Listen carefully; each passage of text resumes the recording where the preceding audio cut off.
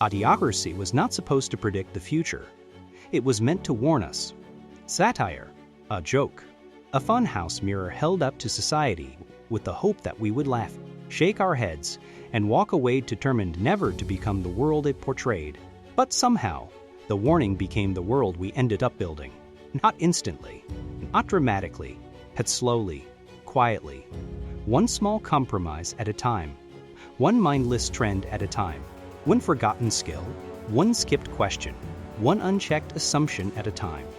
In the movie, society collapses not because of war or disaster, but because people slowly stop thinking for themselves. They stop asking, why? And start asking, what is easiest? They stop choosing effort and start choosing escape.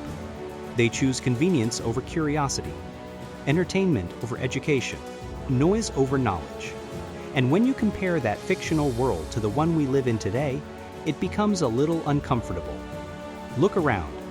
We scroll endlessly, sometimes without even knowing why. We trust headlines without reading the story. We reward popularity more than expertise. We mistake attention for intelligence. And we confuse going viral with being valuable. In Idiocracy, people let machines make every decision. Not because machines were smarter, but because people were tired of thinking. Today, our algorithms decide what we watch, what we buy, what we enjoy, and even what we believe. Every recommendation shapes our worldview. Every suggestion nudges our behavior. Every swipe teaches the system more about us than we know about ourselves. The movie joked about a future ruled by short attention spans. A world where nobody could focus long enough to solve a real problem. But now, short attention spans rule the future. We flick between apps every few seconds. We skim instead of study.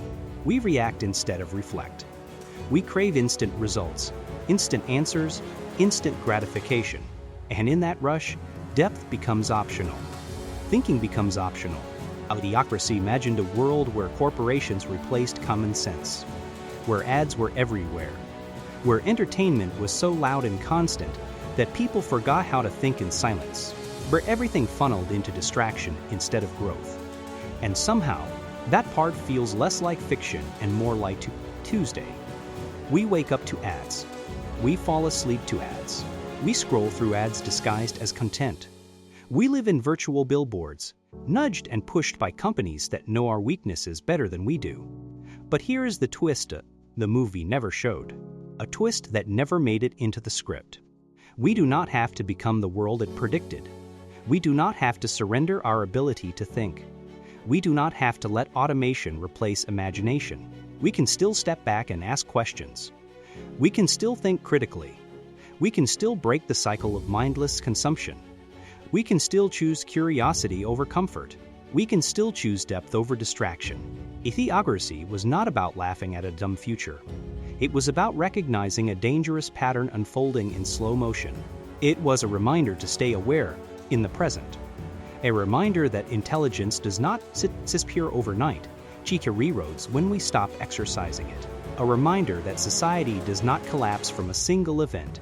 It crumbles when individuals stop caring enough to think, learn, question, and grow. Because the moment we stop thinking for ourselves, the future starts thinking for us. And if we do not guide that future, someone or something else will. The world does not fall into idiocracy because everyone is foolish. It falls because too many people become comfortable being guided instead of guiding themselves.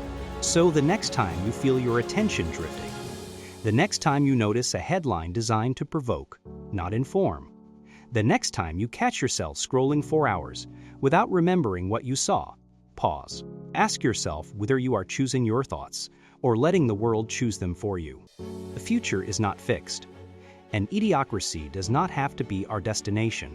If anything, it is a signpost pointing in the wrong direction, urging us to turn back before it is too late.